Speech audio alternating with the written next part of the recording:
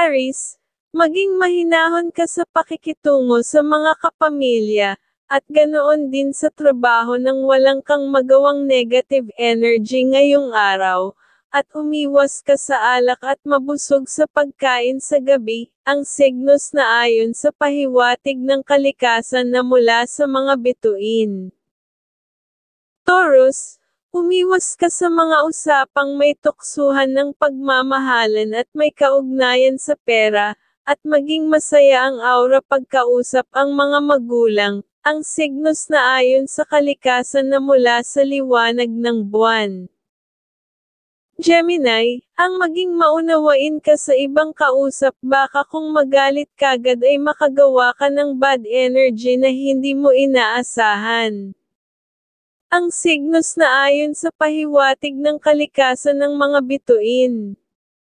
Cancer, maging maingat ka sa lansangan at maging alerto ka, sa mga sisikayan dalawa ang gulong, at umiwas ka muna sa alam mong tao na mahilig sa tsismisan baka masabit ka sa inuman gastos sa iyo at ibang tukso na gastos parent, ang signos na ayon sa pahiwatig ng kalikasan na mula sa liwanag ng buwan. Leo, pag-iingat sa iyo sa mga taong mahilig mag-angat sa sarili, dahil kukuhan kang ng buwenes na araw, at huwag mag-iinom ng madaming malamig na tubig sa gabi, ang signos na ayon sa pahiwatig ng kalikasan na mula sa sikat ng araw. Virgo, umiwas ka muna makisama sa mga usapang walang kaugnayan sa mga ginagawa, dahil gusto lang tumukso sa iyo ng pag-ibig, ang signos na ayon sa pahiwatig ng kalikasan na mula sa liwanag ng buwan.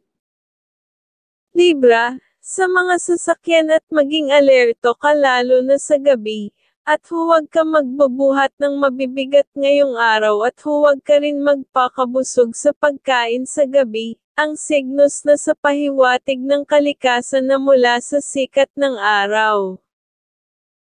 Scorpio, dapat may mahaba kang pasensya ngayong araw, dahil mabilis ka magalit. Kaya umiwas ng walang kang makuha na bad energy na magpapalungkot sa iyo, ang signos na ayon sa pahiwatig ng kalikasan na mula sa mga bituin.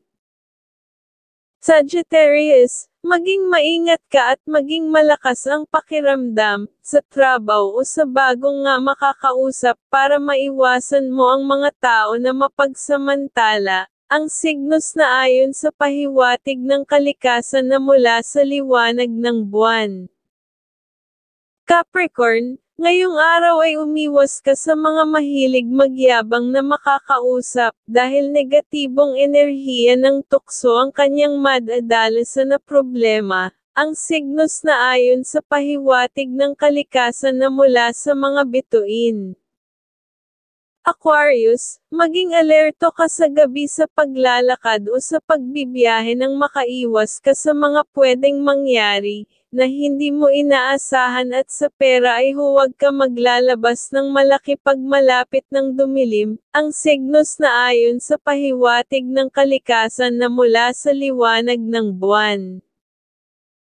Pisces, umiwas ka muna na matagal na paliligo lalo na sa gabi at madaling araw, at huwag kang magpakita ng pagkaawa sa mga makakausap, na mga kaibigan nang makaiwas ka sa gastos, ang signos na ayon sa kalikasan na mula sa liwanag ng buwan.